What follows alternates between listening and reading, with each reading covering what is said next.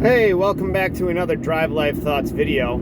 I actually had somebody give me this idea, which is pretty cool, and so I'm going to put my opinion and thought out there like I always do. And today we're talking about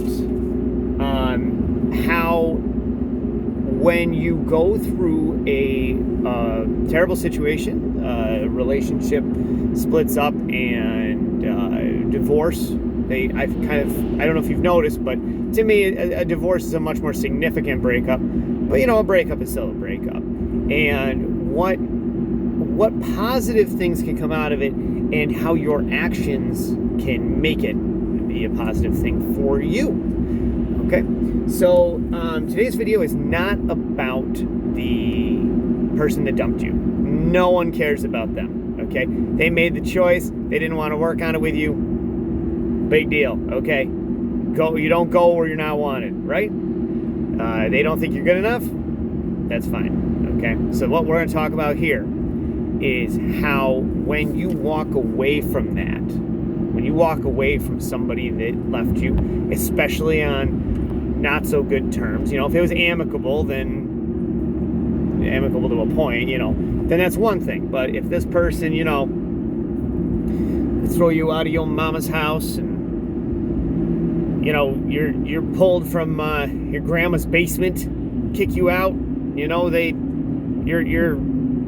woman says, well, you know what, the end of the line is here, or your man goes, you know what, it's you can go find some other guy to leech off of, and things are bad, and you're throwing lamps at each other, and she's screaming at you, and you're trying to duct tape her mouth, or whatever, possible things you could be doing,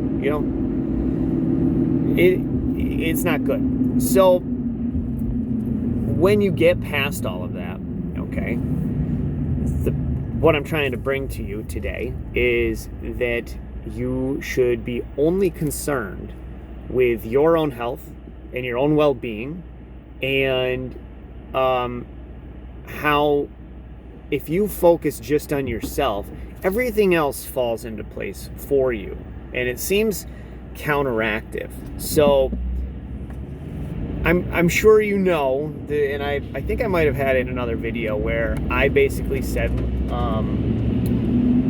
when you split up with somebody, the last thing you want to do is bother them, okay? For two reasons. One, you don't want to bother them because they don't want to be bothered. And the other reason is that if they don't even want to talk to you, why are you, who's a very valuable person? They may not think you're valuable at the time, but that's because their mindset is somewhere else, okay? You are very valuable. So you want to put your value elsewhere and build yourself up, or find yourself somebody different eventually who will appreciate what you can bring to the table. So you don't want to badger that person, and you definitely want to keep your nose out of it. Just no, you don't. There's no reason to keep communicating with them. So let's start building yourself up. They're not part of your life anymore. It's all about you, which is great. So instead of trying to split yourself, and let's say you were somebody who put 100% into the relationship, and or 90% of the relationship, and only left yourself 10%, you're emotionally drained, you're exhausted, you need rest, you need space yourself, and you need to recover, okay? And what ends up happening is when you finally start to let some time pass and you can really focus on yourself, you can put 100% of that into you now and make big changes. And it's very motivating. So when you walk away from someone who doesn't care about you, they're giving you that gift. They're giving you the gift that I've spoken about, where you have the option to go do whatever you want, and you can go see whoever you want, and you can go take a trip, you can do all of these things, and you can better yourself. And sometimes you need that break, not only for your emotional well-being, but you can learn so much from this situation. So the stereotypical things that, you know, people tend to do is they get like a haircut change, and I've seen my exes do the same thing. They'll go out, cut their hair or color it or something, make themselves a new person. It's like painting your old Datsun. It's still got engine problems, you know. It doesn't actually fix anything. It just makes you look cosmetically different. You know, you have to put actual work in under the hood in order to be a different person. So when you are going through your healing process, you can, if you're strong-willed enough, you can put all this effort into getting in better shape, being much more mindful about what you eat, reading and getting educated. And I don't mean just, you know, online articles, sure, but I mean you got to dust off books, if you even have books. Anything that you can do to get some knowledge and understanding and make yourself smarter in whatever area you want to put your energy into. Now is a good time to learn something new, okay? So there's two things to this that I want to allude to. The one, which I realize we're not talking about the person that broke up with you, but there's added bonuses to just taking time for you. When you take time for you, you build confidence, okay? And the longer that you go, and time is always on your side if you are the one that has to, you're reeling from this problem, okay? So the longer that you let time roll on, you should be building confidence, which is very hard, and you have to be very strong-willed, but you build confidence and you focus on yourself and you make yourself into a better person by doing very small steps. You don't need to go out and do drastic measures. You don't worry about sending gifts or things to your ex-partner. They don't deserve the treatment. That's taking energy away from you and your healing. Don't do anything unless it's focused on yourself. Now, I don't mean, you know, like, you know, don't be selfish, but I'm saying for that particular person, stop wasting your time, okay? Put that energy back on you, all right? Because you are so worth it. And if that person can't see you and doesn't want to work on being a couple with you, and you're like a diamond in the rough. There's nobody that's perfect by any means, but everyone has special traits and qualities that are there that maybe the next person doesn't have, that are great. So we want to shine those up. Or if you don't even know you have them, pull them, you know, we're going to bring them up. So you not only can heal and grow and learn all these new traits and make your life better, because maybe you go and learn the piano. Like, I cannot play guitar, all right? I have tried bass guitar, I've tried regular guitar. My weird fingers, they hurt when I play, but I've always wanted to do it. And I was looking at other ways to do music, and one of the things that they actually have is, like, my fingers apparently are okay with piano. I'm considering, I haven't pulled the trigger on it, but I'm considering learning how to play the piano because I actually like music. Whether or not I complete it or not, I at least want to attempt it and try to be better at something. So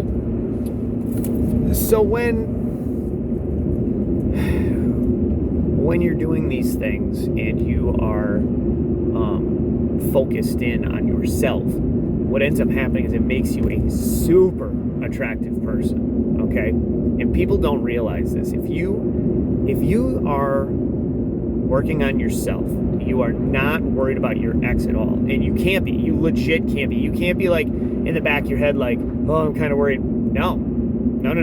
You don't care. You don't care they're your ex for a reason. You focus on yourself.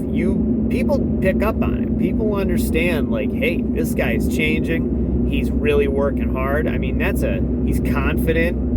And this works for women too. I'm sorry. I'm using it, you know, in a man's case. So, but it absolutely applies to women. You know, women, oh my goodness, she's getting so confident. She's got her money right. You know, she just got a new vehicle. I mean, these are things that stand out and make you look incredibly attractive. And you might only be 2 months out of the breakup.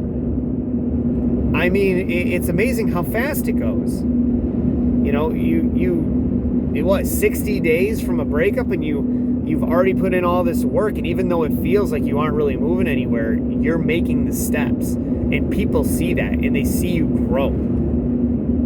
It's true, they do. And you become amazingly attractive to people when they know that you are strong-willed enough to pull yourself out of this hole and get yourself better educated. And it doesn't mean you have to go to college. It doesn't mean you need a degree. It's just you need to learn something. Learn a trade. Like this guy. If you don't know how to run a snowblower, go learn how to run a snowblower and do your own driveway. Anything, any skill. Okay? So the last part of this is that we're going to look at how space from your ex, on top of building the confidence, on top of doing the work, on top of trying to make everything better, what are the benefits, do you think, of just having that space? You can come and go whenever you want, any hour of the day or night. You can meet anybody you want in any place at any time, and nobody can say anything to you about it. You don't have someone who is waiting for you at home. You don't have to worry about reporting back. You don't need to be on your phone all night. You know what? I've learned to shut my phone off, and it is great. You go out with somebody, you shut your phone off. Man, it's just nice to get away from it, you know? Other things that you tend to do is if you have this space and you're allowing this space for yourself, and the key word here is for yourself. These are things you're doing for your own being. You're not doing this so that you can be more attractive. Let me back up a step. You do not want to be focused. I probably should have started my video like this. The focus here is self-improvement. It is not to make yourself good only for the reason to make your ex jealous. No one gives a shit about your ex, okay? You can care about your ex, but your goal here is for self-betterment. When you're dead, your ex doesn't go with you, okay?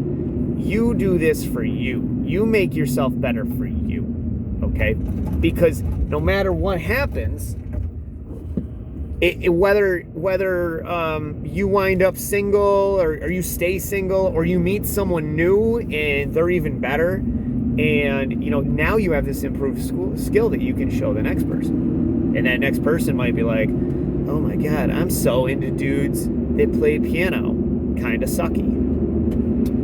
Yep, I'm in. Get what I'm saying? So that space helps. If you have your mind wrapped around this idea that you're going to do self-help and you're going to do it only on the idea that you're going to impress your ex, and your ex is going to come back because, oh my god, you hit the gym, you lost 5-10 pounds, you went and got your teeth whitened, I don't know, you did a bunch of stuff that you, in your mind, is going to be super attractive to this person, okay? That defeats the point of self-healing, all right? Because you're not healing yourself for real. You're thinking you're healing yourself, but you're doing it with the motivation of trying to get back with that person that doesn't want you, okay? So you have to be very careful with your mindset, because you're not going to have success that way. If you're thinking that I want to get back with my ex, I'll do whatever I have to. Oh my God, I'm going to improve myself tenfold to be with her. Well, you know what?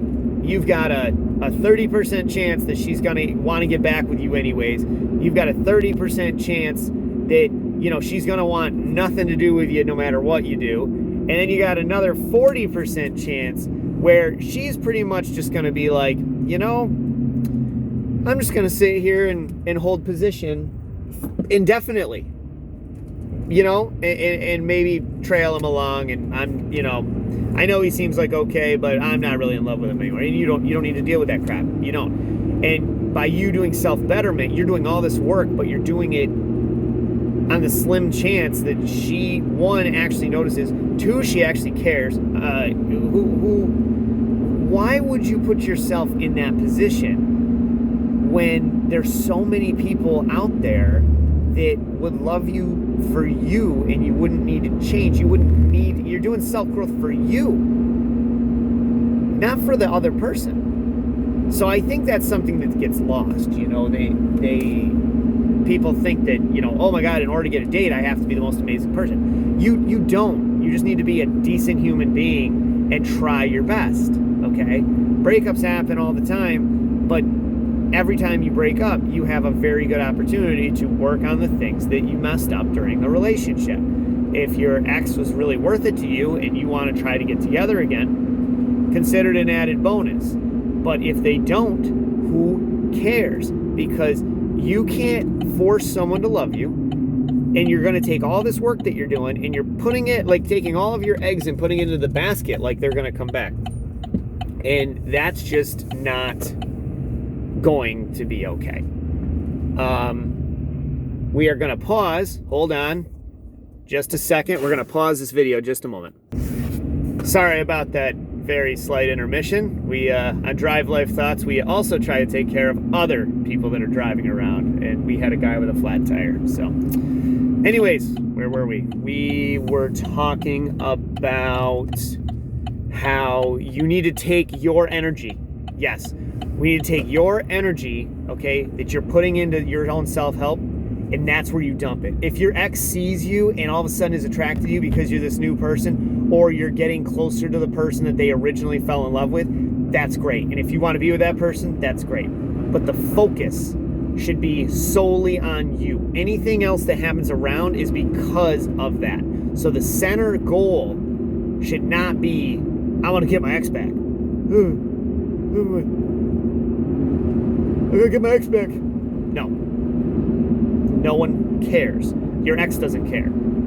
You shouldn't care. What you should do is say, hey, I'm going to be the baddest son of a bitch that there is. And I'm going to learn all this cool stuff so that it makes me a better person, which in turn attracts somebody else. Most likely a person better than who you were with, because now you're an improved version of yourself. And this is true with women, this is true with men, okay? So what I found is that if the minute that you get your confidence back and you realize I'm so worth a lot more than how I was treated, there's so many options available. And then when you further compound that because you're doing new things, or you're doing things that are for you, that's all that matters. That's what really matters. So I just want you to know that, focus on yourself. Everything else falls naturally in place.